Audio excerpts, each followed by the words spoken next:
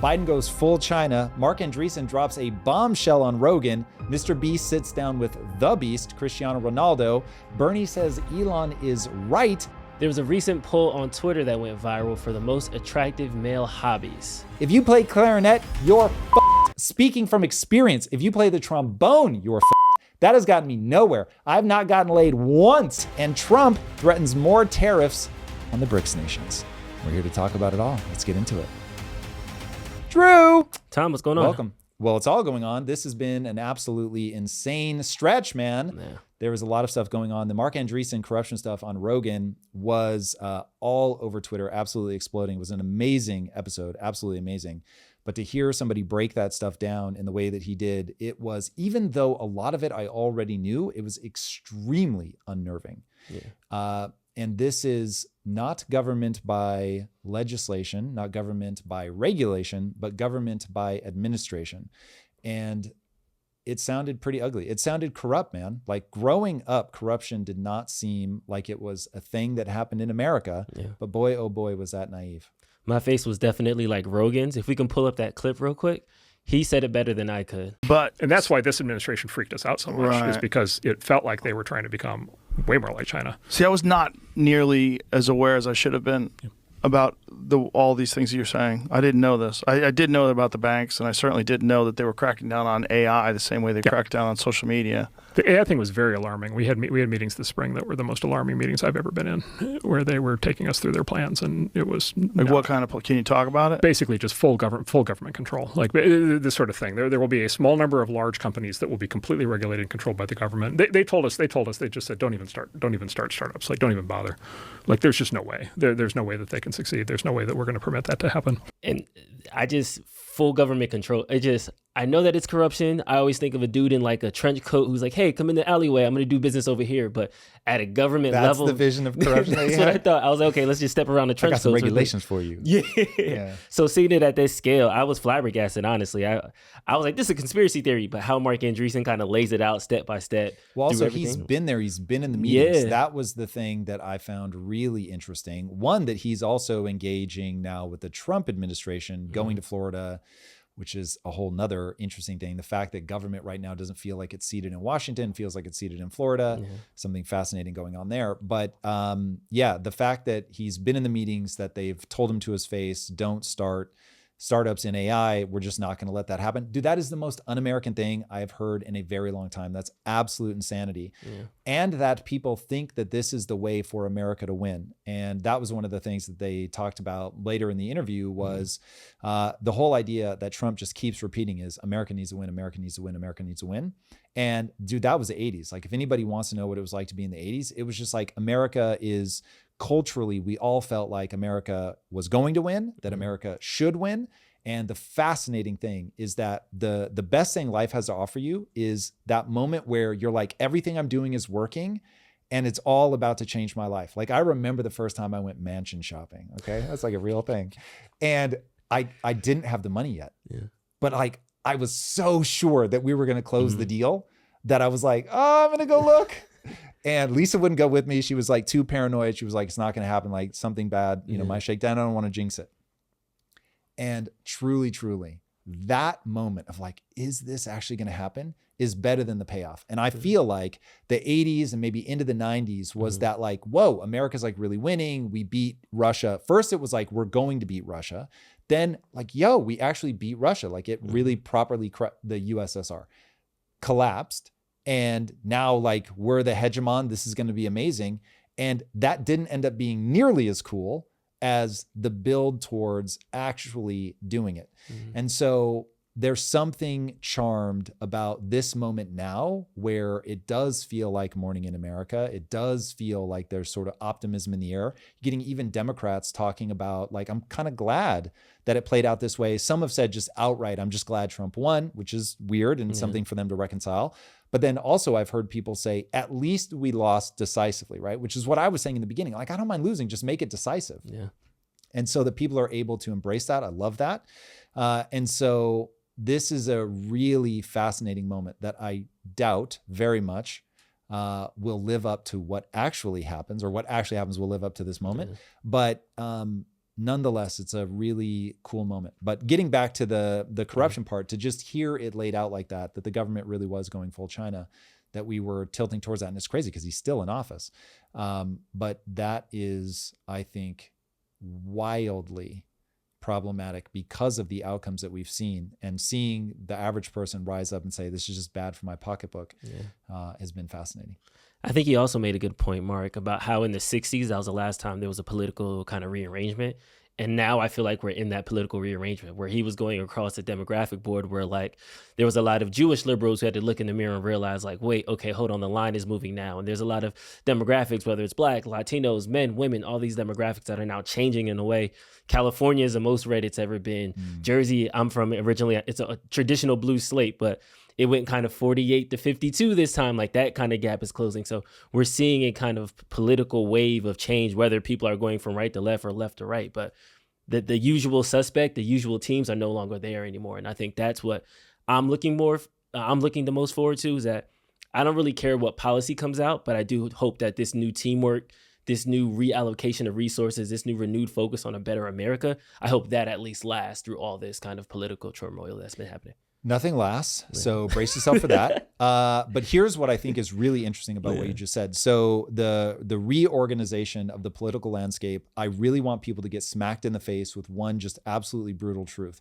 What people care about first and foremost is themselves. And we got into a period of these crazy luxury beliefs where it was like, hey, let's do all the Green New Deals in the world. Let's globalize everything.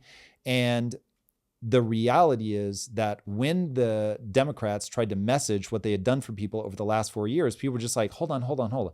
Like, I'm in a worse place. The things that I buy are more expensive. My house is more expensive if I'm trying to buy. My kids can't get on the property ladder. I go into the grocery store, things are more expensive.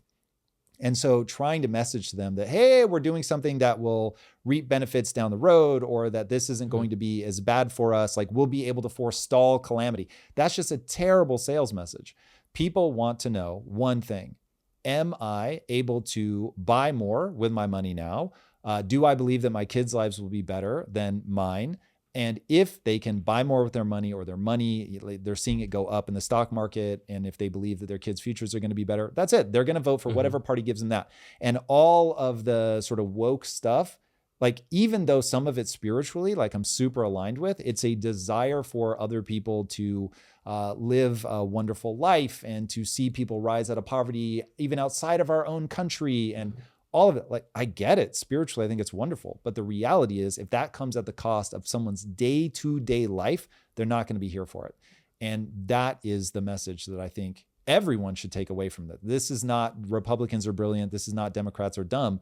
This is entirely, you've got to make your constituents' lives better in a way that they feel in economics. And yes, there needs to be that sense of like hope and that like I feel good about my life. But the honest answer is, you're going to get 98% of that just by number go up. If people's bank accounts are moving in the right direction, if they can buy more, if they're getting promoted, if what they're making in real wages is going up compared to what they're trying to purchase, they're going to feel good. It's just ridiculously simple. Speaking of kind of people crossing lines, Bernie Sanders had an interesting tweet this weekend. If we go to that next tweet, it's at the end. Elon Musk is right. The Pentagon, with a budget of $886 billion, just failed its 7th audit in a row. It's lost track of billions. Last year, only 13 senators voted against the military-industrial complex and a defense budget full of waste and fraud. That must change. So in this way, Bernie's kind of saying that DOGE is right. What do you think? He is 100% saying that. And this is what populism looks like. So strip all of the negative connotations away from populism, please, because this is where everybody is deranging themselves. The reality is, the people that are going to get elected right now are the people that say, I understand that things have gotten bad for you and I'm going to fix it. Now, the odds of them being able to fix it easily are essentially zero. This is going to be a very hard problem to claw our way back from, but I think that we're marching down the right path. So what Bernie sees is one area where they not only agree on the problem, but they agree on the solution. And dude, this is where, like, I felt like I was living in a Twilight Zone episode for the last year. Where I'm like, hold on, the deficit is getting so outrageous. $1.2 trillion just to pay the interest on the debt. So these are all people that are like, oh my gosh, like we need more money to help more people. And I'm like, bro, $1.2 trillion Sheesh. in interest.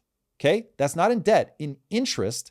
And the debt is growing by $1 trillion every 100 days. Dude, that's so insane. So if you want to make people's lives better and you believe that money is going to do it, I get that people think the path is to print money, but the reality is that's all an optical illusion that only works very briefly. And the only thing that works in the long term is the same thing that will work in your household, which is pay your debt down and make more money. Mm-hmm. And so that's the swing right now. It is back to like these ultra simplistic basics, breaking free of all the luxury stuff and just getting down to brass tacks. I hate this example, but like if I got audited 7 times in a row and I failed it, like I would be in jail. Yes, and this is correct. I haven't made anything close to $886 billion. So it's one of those things where it's like, at what level does accountability just stop being a factor? Like this is kind of a crazy stat. A long time ago. Like this is like a Cracker Jack stat. Like it doesn't make sense that something with a budget that big can fail 7 times and then still get audited at 8. Like and just it's cool. And nobody cares. And that's the end of it. But here's the thing. People, it's not that they don't care.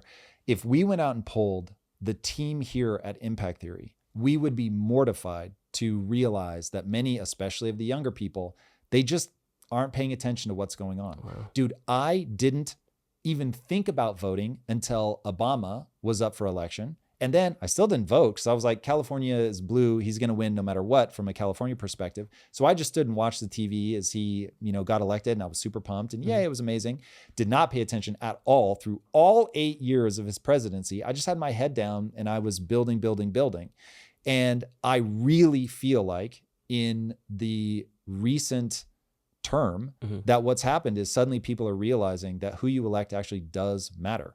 And so look, I get some of this is the place I'm at in my life that I'm just going to be more drawn to this because I'm seeing the consequences. But I also really feel like things ratcheted up in the Biden administration Marc talked about this in the episode with Rogan, is he said, when Biden got elected, I didn't think it was going to impact our business, which you're going to hear all the time. I'm sure I've said it, where it's like, look, no matter who wins, like just put your head down and build.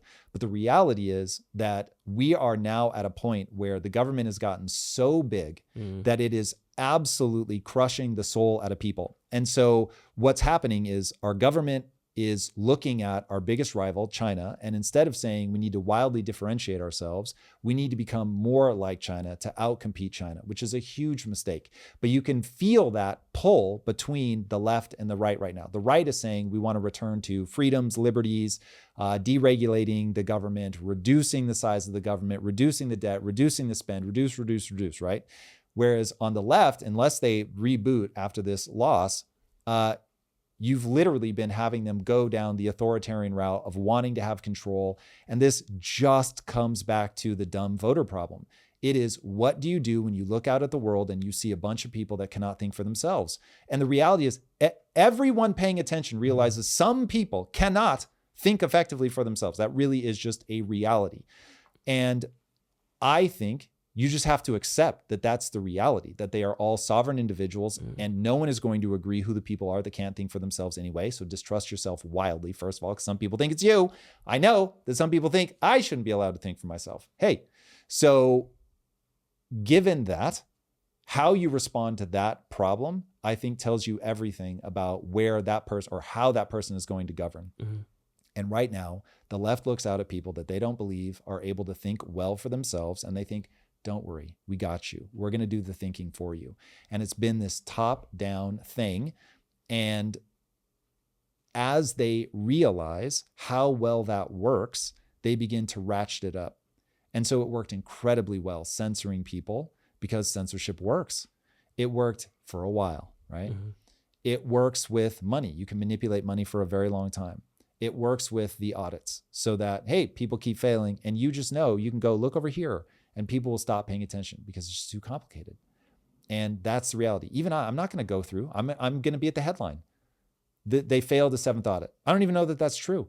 For all I know, Bernie is making that up, but I'm not going to look it up. And so there's so much information that people know that they can sweep things under the rug. And this is why humans move in these grand cycles and they don't just dial in on logic and attack that thing. And so we're in a moment now where the cycle has come around to, okay, yeah, this really is broken and we really need to do something different. But keep in mind, we got here because groceries are more expensive. If you had to give like a prep talk to the left, what would you say should be their strategy going forward? Because you understand human logic. So when people are in this moment, what are some ways that we can kind of get them from this moment to become? Always and forever, you have to ask, what's the goal? So you're saying they want to get elected?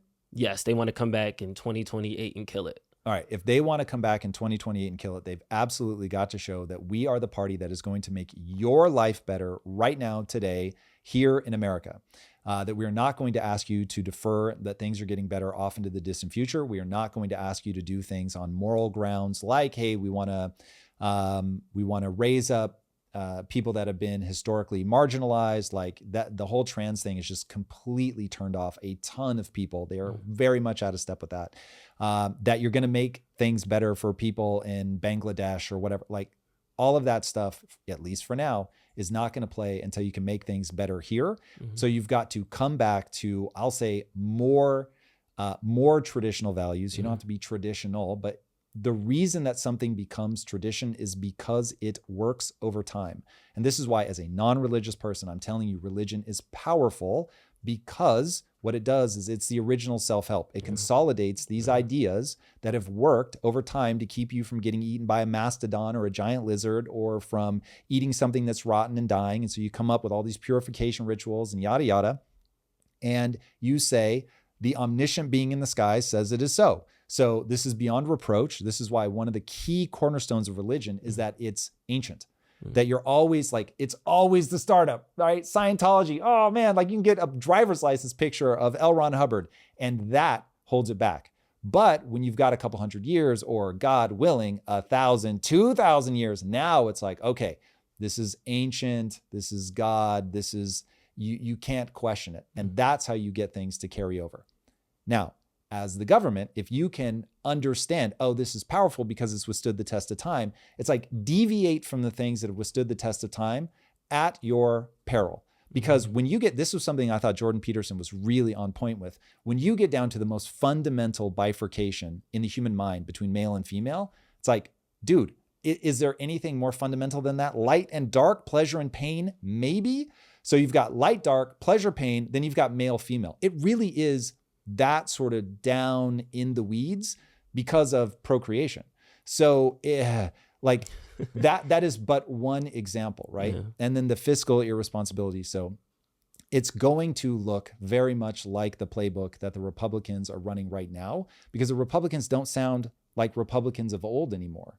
They've just adopted this belt and suspenders, very simple, let's reduce the budget, let's reduce regulation, let's make sure that we've got an opportunity for growth here in America. Let's make sure that we don't have people flooding over the border, so we can protect not only the people that we already have, but that we can also protect our value system, which people are not giving enough credit to, man. Even if you are an immigrant to this country, you came here for a reason.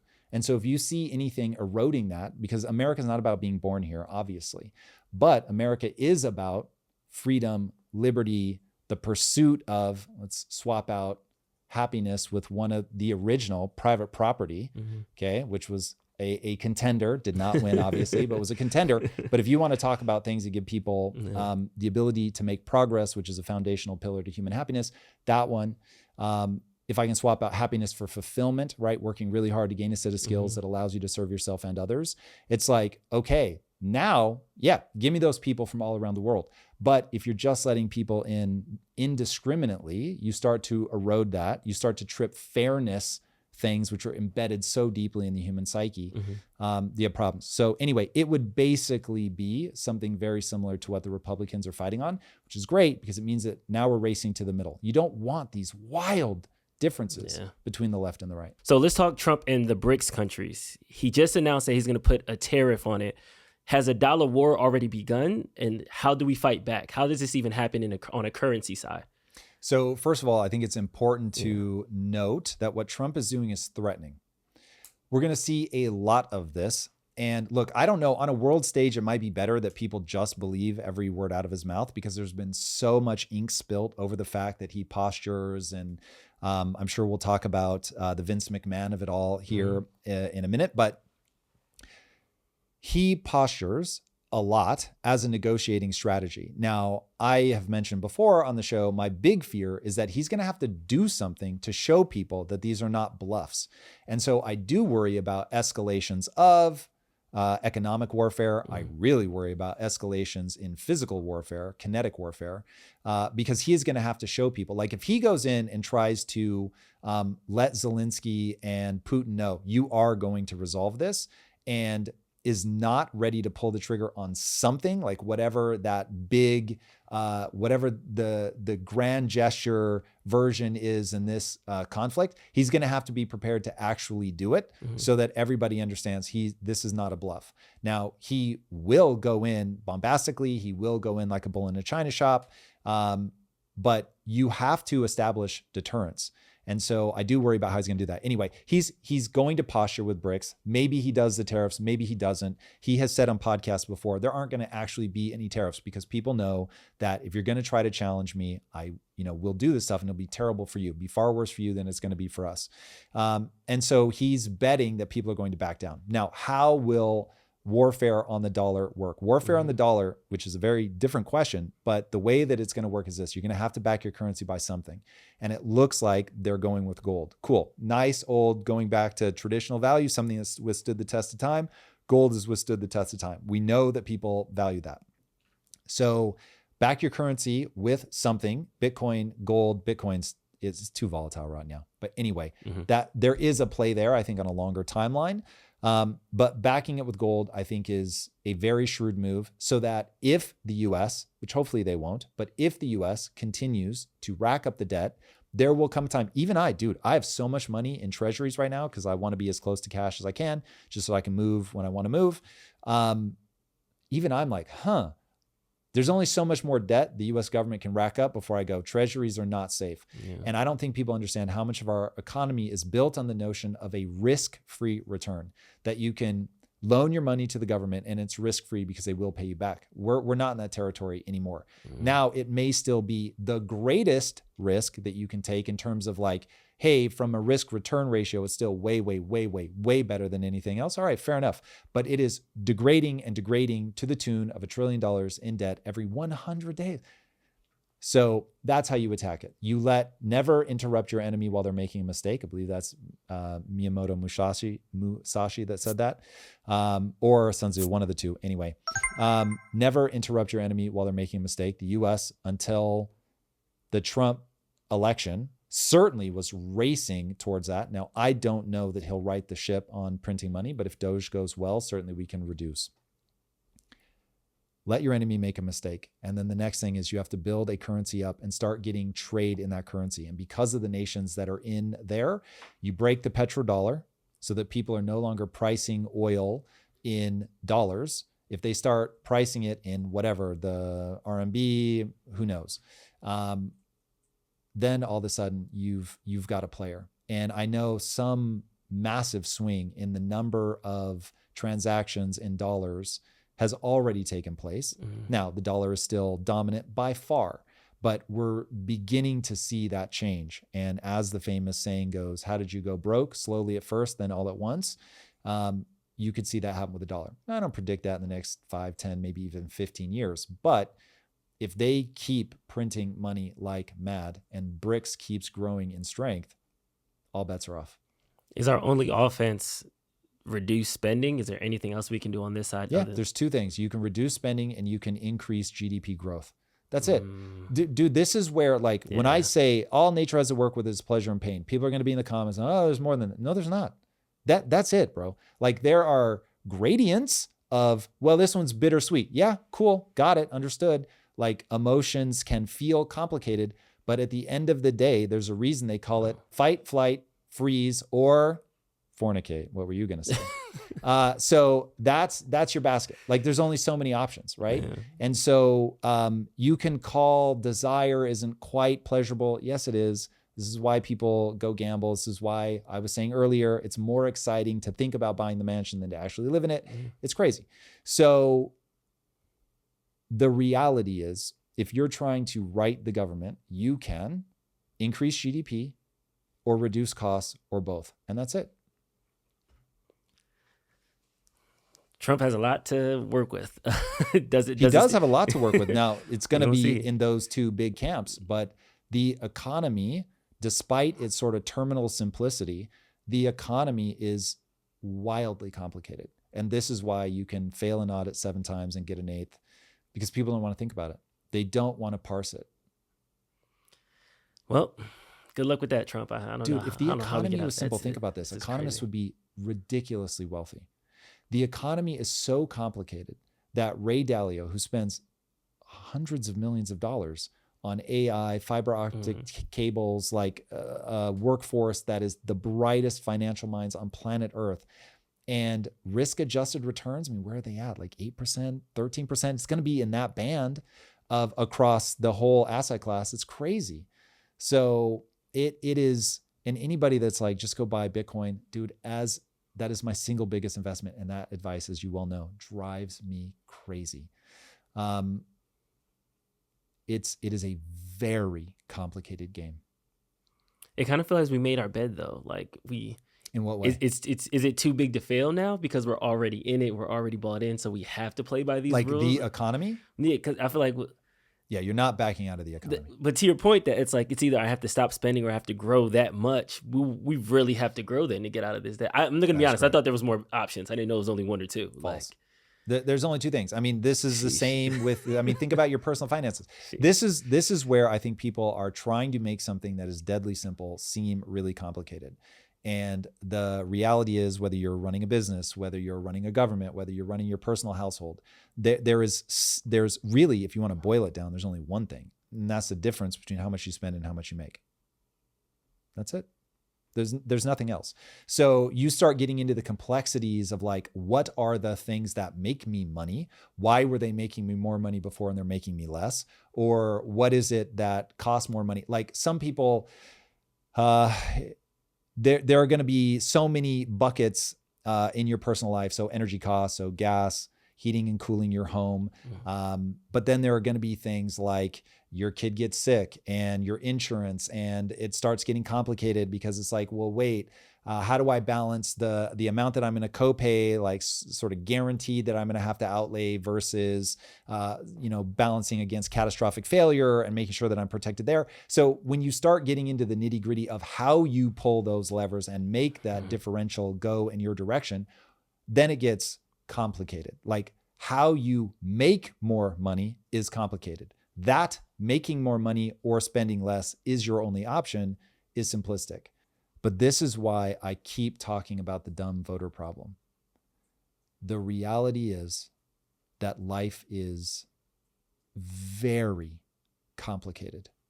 And I want to introduce people to a concept called V.M.G, velocity made good. You're going to hear me talk about this a lot. In fact, we've probably already talked about it. It's something that as a business guy, you have to be obsessed with because it gets to the why is this easy to explain and hard to do. Velocity made good is a sailing term that is angling the sails in a way where you can capture the kinetic energy of the wind to your directional advantage. Meaning, if I want to go to the Bahamas from Florida, but the wind and my sails are angled such that I go out to the open ocean and then starve to death, we have a problem. It can be a 3-hour journey or however long it takes to sail from Florida to the Bahamas. I don't think it's that long. Or it can be death, all based on whether you're able to angle your sails in a way to capture that momentum. So in one's personal life, how good are you at your job? Is that the only outlet? Could you start a business? Could you trade in the financial markets? So there's a whole lot of ways to make money, but just think about a job. Now you have to be good at the thing that you do, but you also have to be good at negotiating for a raise. And then you've got to make sure that the company is succeeding because it's a lot easier to get a raise in a company where cash is just kicking off left, right, and center, right?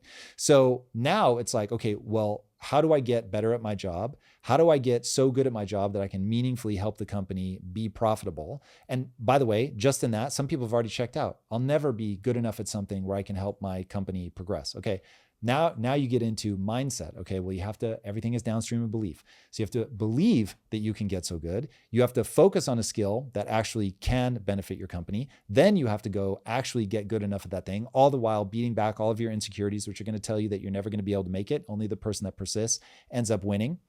And so on and on it goes. And this is why, dude, it is very easy to spin up a YouTube channel and talk to people, and it is brutally difficult to execute. You didn't blew my mind. Well, now brace yourself for what's about to happen with 4 years of Trump, because it's going to be hard. Man, that was interesting. And people are going to come for him. And yeah, man, it is really hard to get something going in the direction that you want it to go. Very, very hard. Well, that's one thing that Biden's not going to have to worry about. He is on his way out. Biden recently pardoned his son Hunter, who had a gun case that was set to be taken to trial 12/12, and he had a tax case sentenced to be taken to trial 12/16. So like right in the nick of time. Dude, not just that, he pardoned him for a period of, I think, 11 years for anything that he did or may have done. Dude, that was boss. So Biden put out a boss. tweet. A pre-pardon. Yeah, well, not that he might do, because you'd never get away with that, but anything that he might have done. Yeah. So meaning all the things that people have already brought him up on charges, plus if you try to go find something else, then he's pardoned for that already. Now, Biden had sent out a tweet, I don't know how many years ago, but it said, no one is above the law. And then Community Notes jumped on it and said, given that you just pardoned your son, or given that Biden just pardoned his son, some people are in fact above the law. That's savage. Dude, that is, I mean, it's really crazy. So the corruption is being drug out into the daylight. Mm-hmm. And this is why everybody should go watch my episode with Martin Gurry. Has it dropped yet? It has not. Oh, guys, when it comes out, you're going to want to watch this. Yeah. So he wrote a book called The Revolt of the Public. Yeah. And the whole concept of the book, so he was in the CIA for like 28 years or something as a global media analyst. And so how are US policies playing in France would be an example. And so he's the guy that would go check out what's going on in France. And he was like, it used to be that you just looked at 2 publications. That was it. And you figured out what they thought. And now you knew what the French thought of a given policy. Now, dude, you are the media now. You are the media now, everybody. And now it's like sentiment analysis and trying to figure out, like, here's something you and I care a lot about. What percentage of people are still watching at 30 seconds? But what does it mean? Yeah. Does it mean that the intro was bad? Does it mean that I spoke too slowly? Does it mean that the information wasn't interesting enough? Does it mean that the relationship between the headline and the thumbnail and what I was saying just doesn't match closely enough? Like, what does it mean? And so now you're getting data, but you don't even know what it means, because there's so much data that now they just become like these scatter plots, and you're trying to make sense of all of that. And so that gets very difficult. And if people understand the way that is really breaking things loose, the fact that we're going to have all of this information, that everybody is a publisher now, that reading the sentiment becomes extremely difficult. It's just a level of complexity that gets really, really crazy. But it uncovers things like the corruption that we're seeing now. And so everybody being able to report on this, Community Notes being able to jump on it, it stops people from being able to have a stranglehold on the narrative. What scares me, though, is it makes those in power want to strangle the narrative even more. Mm-hmm. And so while it makes it harder to do, look at the Arab Spring. Looked like it was going to be something. Wasn't something. Occupy Wall Street. Looked like it was going to be something. It wasn't something. Look at the Chaz, the Chop. Looked like it was going to be something. Actually, that one didn't. That looked terrible right from the jump. I'm just going to tell you, everybody at home watching, I was like, well, that's going to end badly. All of this stuff is because no one, this is complicated, but there's a thing going on in society right now where it's all about negation. Martin Gurry talks about that. Explain that. Like, what do you mean by negation? So it's not, I don't stand for anything. I'm not trying to take you anywhere. I'm just saying, don't go there. So there's 2 things you can do in life. Hey, we're making everything a nice dichotomy today. You can move towards something, or you can move away from something. So part of the reason that I think that Trump got elected was he was moving towards something. So, hey, we're going to make America great again. Cool. Like, at least I'm moving towards something. I'm not moving away from just don't do that. So oftentimes Barack Obama was called the chief negator. So he was just against everything. But how can you both be the man and against the man? And that's where, like, now, as people look back on his presidency, they're starting to reevaluate, like, hold on a second. You gave us this sense of like people were working against us, but aren't you the guy? Are you the guy that was working against us? So it was a great strategy. Dude, it got him reelected. Absolute winning strategy. Banger. But it becomes very hard for people to know, like, this is what we're moving towards. MLK, move towards, right? Painted a vision. Okay, I'm here for that. I want to be a part of that. That sounds like a world I want to be in where I'm judged by the content of my character, not the color of my skin, right? Very clear, very succinct. I get it. But if it's just all of these people are bad, which would be my concern about Trump moving forward, is now that he's in office and he doesn't have a foil to fight against, is he going to be able to continue to give people a positive thing to move towards? It's a great question. Anyway, the corruption's out in the open now. And how that will resolve is not clear. It feels good, feels way better, but it's not clear how it's going to resolve.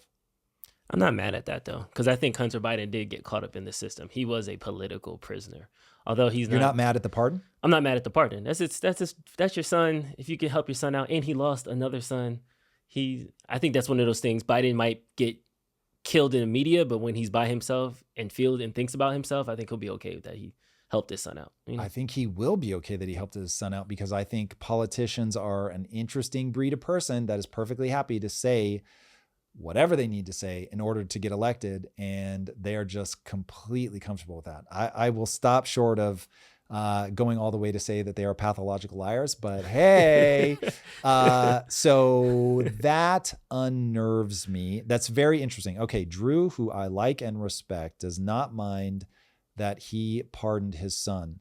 Okay, so I would like to introduce the idea of virtues, of doing the right thing even when it's hard. Now, I hope that in the fullness of my life, I'm able to live a virtuous life. I make no claims to be better than the next person. Let me just start with that. But speaking of things to move towards, when you look at like somebody like Marcus Aurelius writing in his Meditations, which was his private journal, P.S. by the way, I think Mark Andreessen actually talked about this in the episode with Rogan. He's writing this private journal to himself, and he's like, despite the fact that things are going to be hard, that people are going to be against you, you still have to move forward and do that thing to try to lead people well, to try to take them somewhere positive. Now, again, he was writing that to himself. This is not something that he ever thought would be found and published and all that. So he's not saying it because he thinks he's going to get points with other people. He's doing it because he thinks this is the virtuous thing to do, that it is the right way to lead your life. A few months ago, I started really getting obsessed with this idea that people need to document their personal morality, their value system. And the reason is that you have to anchor your decision-making on something. There's no sort of objectively right or wrong answer. There is only you have a goal, and there's the thing that moves you towards that goal. And so if your goal's nasty, Hitler, I'm looking at you, Stalin, I'm looking at you, Mao, I'm looking at you, Genghis Khan, I'm looking at you. If your goal is heinous, then even though you're doing things that are effective to moving you towards your goal, bad news. This is where religion comes in. God says these things are right, just, moral, etc. But again, your religion can be gnarly. And so at some point, as a person, you need to document this is my set of values. This is how I believe people ought to behave. It's not a reflection of how I believe the world is. It's a reflection of how I believe the world ought to be. It's the only way to anchor your thinking. Otherwise, you're just going to be emotional. Yeah, and I guess the way I can rationalize the Hunter Biden thing is that he is. I hope that he is thinking that he ought to do the thing that would make him the best from a fatherly perspective. Ought he pardon his son for things that he would not pardon anybody else's son, that nobody else has the power to grant, that he represents the will of the people, man, and he's wielding that for his own personal use. I understand. I get it. I don't wish to be in that position to take that ownership. That's a heavy decision. But heavy. I feel like if I had to rank order all those other responsibilities and priorities and people that are looking up to me, I have a different response with my family. So I would take being a good dad and helping him out, even though that might ostracize me politically. Thank you. That's interesting. Okay, well, this is your value system on display. I respect that. I hear what you're saying. I don't think you're crazy. My highest value is my wife. But man, if I ran for office, I would have to say the people are now my highest priority. So you wouldn't pardon Lisa? No. Dude, you can't. Wow. You can't. Wow. So, God. Okay, listen, I'm not put in that position. I want to be very clear. I don't want any points for an easy answer to give when I'm not facing something like that. But this is why they're known as civil servants. They are saying, with my life, I dedicate myself to serving the people. Now, why anybody does that is beyond me. So I will never, and I mean never, run for president. Hell no. That is wholly uninteresting to me. I don't know why people do it, because people come after you. But people that feel called to do that, if you can do it well, so take a Lincoln, take a Washington. Let's take Washington, who, boy, oh boy, as a slave owner, could a case be made that like irredeemable? Go read a biography on him. It's crazy. Dude, he gave birth to America, literally. So paid in blood, was on the battlefield, at the front line. This was not a guy who was like chilling at the back, sending a bunch of young kids to die. Like Homeboy was there. Homeboy was like the last. They did this one famous crossing where they were all about to be slaughtered. Not the crossing of the Delaware. It's another one. How many times does this poor guy go through stuff like this? And he was like sending everybody, go first, go first, go first. And they were like, dude, you are the leader. You have got to go now. And he was like, no. And he just kept sending everybody across, everybody across, everybody across. And obviously almost dies, doesn't, and then could be king, turns it down. I mean, just time after time after time, pays all these prices, spends years and years of his life, of course, being hounded politically, people saying like, what a loser, like get this guy out. I'm just crazy. So this is somebody who was like, not only am I going to be away from my wife for, I don't know how many years the Revolutionary War lasted, but years. This was not like months or weeks, years away from his wife, his family, risking his life.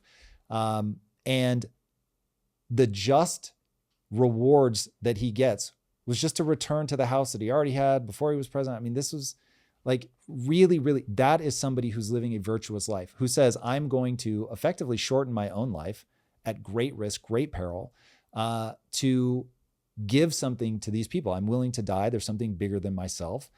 It's just incredible, man. It's really inspiring to me. And there are, of course, history is replete with these incredible characters that do things like that.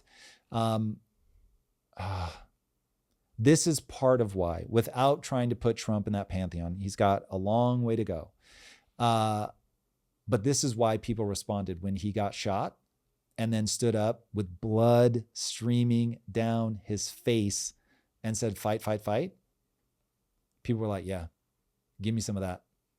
Give me some of somebody who is like, could be chilling on a golf course, but instead of that is here trying to make America better. Now, do I think he did it out of ego from the beginning? Yes. So again, I'm not trying to over-index here, but it's that kind of thing that people see what they wish they were. And when you can paint that picture for people that I'm here to serve you, I'm putting you first, I act in a way that you find admirable. Like it's really something, man. It's awe-inspiring. It's the kind of thing that makes people lay their lives down when they see somebody else do that kind of thing. I mean, the greatest story ever told, Jesus on the cross. Gangster. I believe these things. We're going to take your life. That's fine. I still believe them. We're going to take your life in the most horrible way possible. That's fine. I still believe them. And from that, 2,000 years later, people still roll up to churches. That's the kind of thing that echoes for 2,000 years. It is not the pardoning of your son that doesn't echo. Man, this is a deep one today. I feel that. I got some lessons in virtue. I need to, and some Marcus Aurelius books I need to read. Yeah. You know, well, I think you only read that Ryan, one. Shout out to Ryan Holiday, who makes him far more accessible. Yeah. Well, Steph. All right. Changing gears to a lighter tone. We had two of the GOATs come together. Both MrBeast and Ronaldo had a series of videos over the weekend. Just what does it say about the state of media where MrBeast, who had a YouTube record of 20 million followers in a month, and then that record recently gets broken by Ronaldo, who got 60 million followers in a month. Yeah, that's nuts. And like, meanwhile, like news networks are struggling to stay in business. Like, what does that say about the state of the media right now? You are the media now. I mean, Crazy. it is really fascinating what's happening. Okay, so when I was growing up, if you wanted to get on TV, not only did you have to be good at a thing to be entertaining, but you had to convince the gatekeepers that you were good enough to be the one that got put on air. And so this is like, do you know who Susan Boyle is? Mm-mm. Oh my God. This is one of the most incredible things. For your generation, this might not hit the way that it hit for me, but Susan Boyle she is a singer. I don't know if she's still performing, but she goes on either I think it was the British version, X Factor, whatever the British version of Pop Idol, something like that. Anyway, she goes on one of those shows early enough in the thing, before anybody had seen a moment like this. She comes out, dowdy housewife, not particularly attractive, doesn't look like much, really sheepish. And Simon Cowell asked her what song she's going to sing. I believe it was On My Own, if I'm not mistaken, which is from Les Miserables, just a brutally difficult song. And so he's like, basically, are you sure? Can you please pick a different song? Because this is going to be embarrassing. And she's like, no, I'm going to give it a go. And proceeds to be the most unbelievable talent you've ever seen. I mean, just absolutely smashing, gorgeous song, incredible performance, emotive. Her voice is extraordinary. And you're just like, oh my God, this TV show just found this undiscovered gem. That doesn't happen anymore. You'd be on TikTok at 12. The world's just going to watch you grow up being extraordinary. We're going to see all of it unfold before our eyes. If you've got talent, the TikTok algorithm is going to find you, man. And it's just going to explode. And people are going to have 15 minutes. Forget it. People are going to have their, 9 seconds of fame as their thing goes hyper viral. But you won't have the sense of the undiscovered talent. And so what we're seeing now with an extreme example, obviously, when you're getting 60 million followers in a single month, is somebody who spent however many years he's been a football, 15 years. I mean, he had a long career of being a footballer, of building up all this goodwill, of being really good at a thing, getting people to fall in love with him and care about him and pay attention to him. And he's extremely talented, extremely good looking, extremely wealthy. And he's charismatic and just really watchable. And so you're going to see people like that have these second careers where they don't have to convince anybody to give them a microphone. And so my appeal to everybody out there, because they're all going to try to be Susan Boyle. They're all, in fact, no, that's a terrible example because she spent years in quiet getting great. They're all going to try to be the 14-year-old TikToker who goes viral. Instead, pay attention. Go get good, really good at something that people care about. Do work, just like grind it out, hard work to gain a set of skills that matter to you for whatever reason, but also matter to the world. And work so hard that people would rather just believe that you were touched by God or that it's magic, that you sold your soul to the devil, whatever. Like they can't fathom that you would work that hard to get that good at anything, and then step in front of the camera. Because one of the things I am most grateful for is that social media did not exist until really the beginning of Quest. And even then it wasn't called social media back then. So I spent like 15 years building businesses before I ever stepped in front of a camera. And so now I feel very confident talking about building a business or talking about mindset or whatever, because I just spent so much time getting good at it, getting real world results from it, and then talking about it. And so we're going to see a mixture of flash in the pan people because there are no gatekeepers. And then we're going to see incredible second careers as people do what Ronaldo did. Go prove that you're just a world-class talent, that you're in the conversation to be the GOAT, and then launch your channel. Like imagine Jordan had launched a channel, retires, launches a channel. Kobe was about to be a monster. I am still devastated that he died. He would have a gigantic channel for sure. 100% he would have leaned into that. No, I see that. Kobe channel would have been dope. R.I.P. to Kobe. R.I.P. to all the greats. Man, all right. Last but not least, there was a recent poll on Twitter that went viral for the most attractive male hobbies. At the top of the list was reading foreign languages and playing an instrument. What do you say to the young men out there who are looking for women and need a hobby? Do we just follow this list? Like, what's... No, get rich. Get rich. Where's get rich on that list? This is like, if you properly place, like there are 10 other things that women care about, and then, what are the most attractive hobbies? Fair enough. But let me tell you, if you read sci-fi like I read, my wife has never once been like, ooh, look at you reading Ready Player One. Like, that's so hot. Definitely not. Like, my wife could not care about that. Now, me knowing things that I got by reading, that my wife finds very sexy. But let me cut right to the chase, gentlemen. As somebody who had absolutely no game and had to learn this stuff, you have got to get to the point where you have confidence. You are good at something that the world cares about, and you can execute against that to get access to financial resources. If you do that, women like power. Women like power. So people are not going to like that, and I don't give a fuck. The reality is what the reality is. And boys and girls, we are past the era where we lie to each other about what is true, and that one is true. Now, power has become a weird word for people. Doesn't mean that you're trying to control other people. It just means this is the definition of power. If you ever hear it escape my lips, this is what I'm talking about. Power is the ability to close your eyes, imagine a world better than this one, open your eyes, acquire the skills necessary to make that world a reality, and then make that world a reality. That's power. And dude, that's what women are into. So reading, false. Knowing things, yes. Foreign languages, maybe that one actually is pretty cool because it's like somebody's pulling a magic trick.